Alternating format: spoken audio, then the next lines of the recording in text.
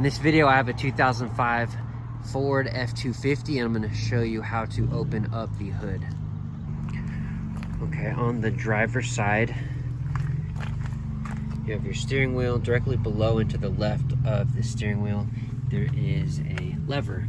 And on the lever, it says hood. It has a picture of a truck with the hood open. You're going to go ahead and pull this lever towards you, and you'll hear a pop.